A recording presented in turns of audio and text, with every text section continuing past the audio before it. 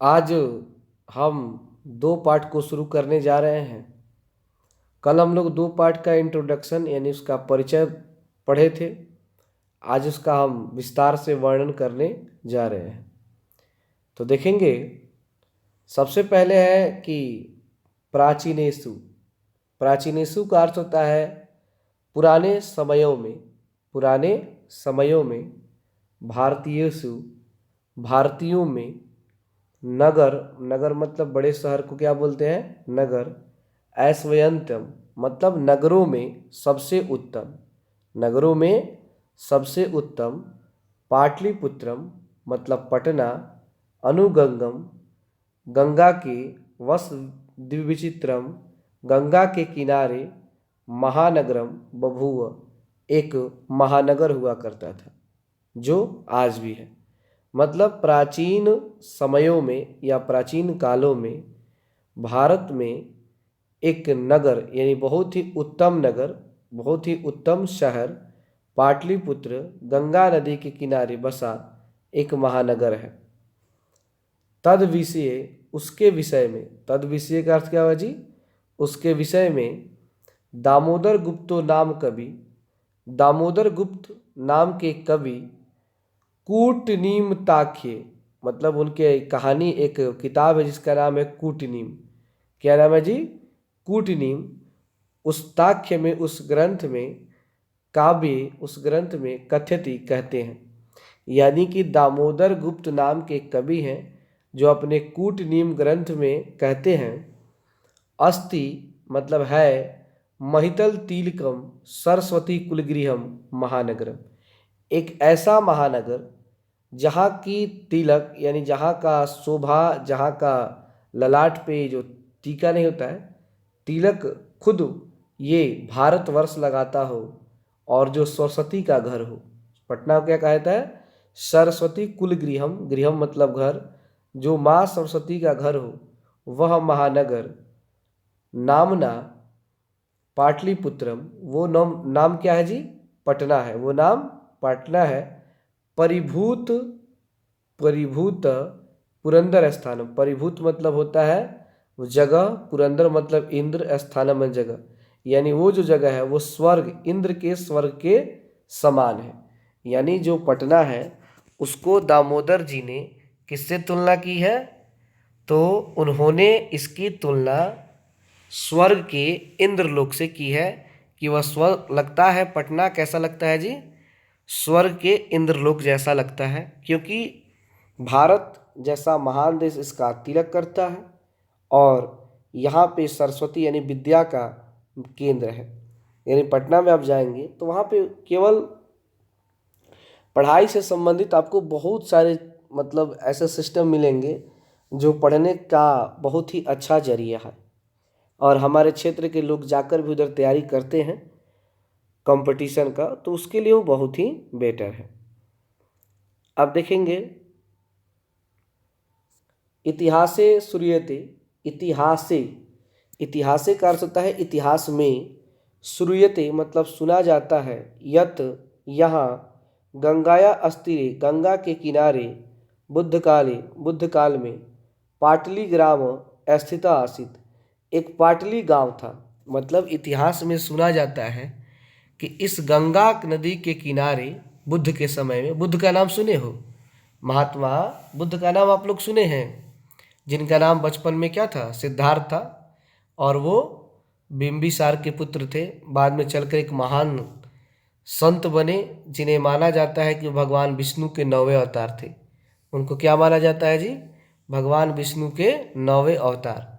तो उनके समय में जो आज जहाँ पर पटना है, वहाँ पे एक पाटली ग्राम हुआ करता था, मतलब पाटली गांव हुआ करता था। यत्र यहाँ च, और भगवान बुद्ध बहुकृत्व समागत, बहुकृत्व समागत बहुत बार आए हुए थे। मतलब इस जगह पर पाटली ग्राम में बहुत बार महात्मा बुद्ध आए थे। तो आपसे सवाल पूछा जा सकता है कि बुद्ध के समय में कौन सा गांव था? तो आप कहेंगे पाटली ग्राम। वह किस नदी के किनारे बसा था? तो गंगा नदी के किनारे। तीसरा सवाल ये पूछा जा सकता है कि भगवान बुद्ध बहुत बार कहाँ पर आए थे? तो आप कहेंगे पाटली ग्राम में। तेन कथितम आसीत, वे कहते थे, यद यहाँ ग्रामो अयम, मतलब यह गांव महानगरम भविष्यति, यानी ये जो गांव है वो महानगर बनेगा भविष्य में। कब जी? आने वाले समय में ये क्या बन जाएगा जी? महानगर बन जाएगा।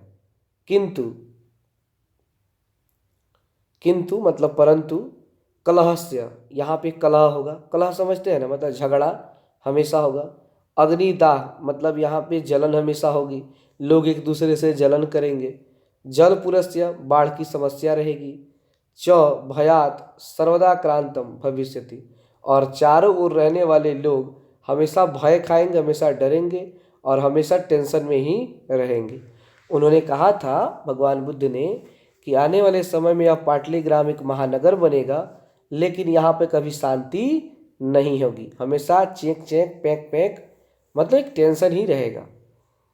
कालांतरेण, समय के बीतने के साथ, पाटलीग्राम एवं पाटलिपुत्रम इति कथित, तो समय के बीतने के साथ यह पाटलीग्राम जो था, एवं मतलब होता है ही, पाटलीग्राम ही पाटलिपुत्र कहलाया। क्या कहलाया जी?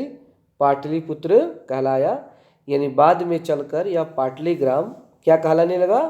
पाटलिपुत्र यानी पटना कहलाने लगा। चंद्रगुप्त मौर्य, चंद्रगुप्त मौर्य की, चंद्रगुप्त मौर्य के नाम सुने हैं ना? वो एक महान राजा थे जो लगभग आज से 2000 वर्ष पहले की कहानी है इनकी। और ये इन्होंने मौर्य वंश की स्थापना की थी। किस वंश की स्थापना की थी? मौर्य वंश की। तो आपके सवाल क्या आ सकता है कि चंद्रगुप्त मौर्य ने किस वंश की स्थापना की थी? तो आप कहेंगे मौर्य वंश। या ऐसा हो सकता है कि मौर्य वंश की स्थापना किसने की थी? तो आप कहेंगे चंद्रगुप्त मौर्य।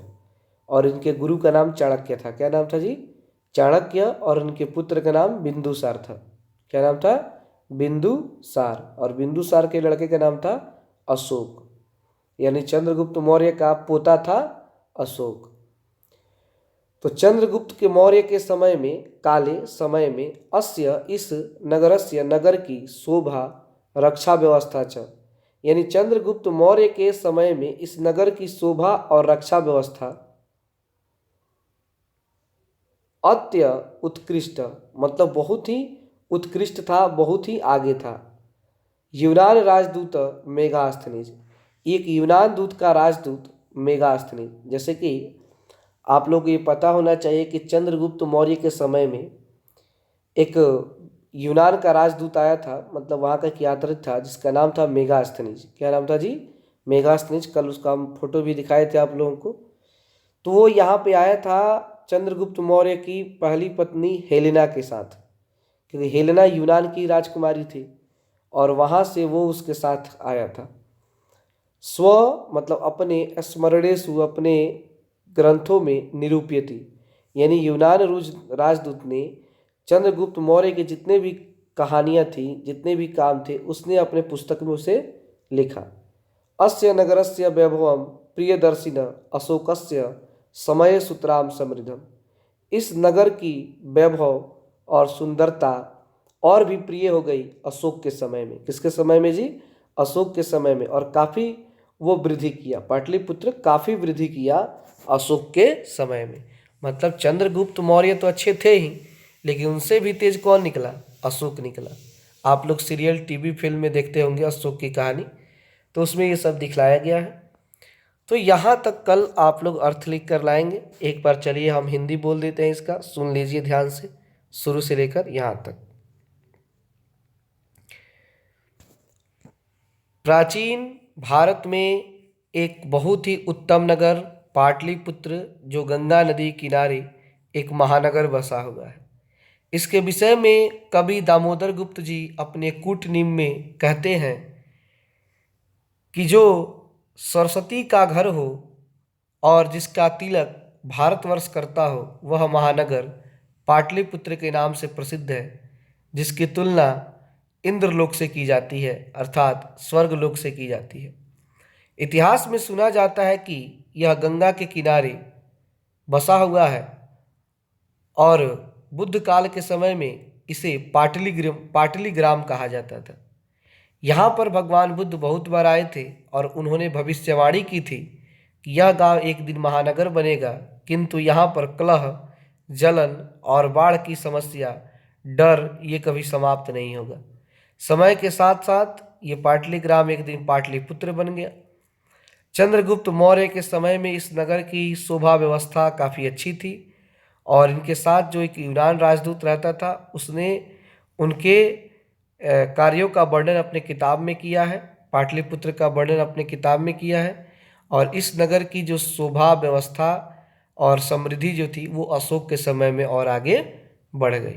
तो कल इन बातों को आप लोग अच्छे तरीके से लिख कर लाएंगे, तब हम आगे वाला पॉइंट पढ़ेंगे। तो आज के लिए इतना ही।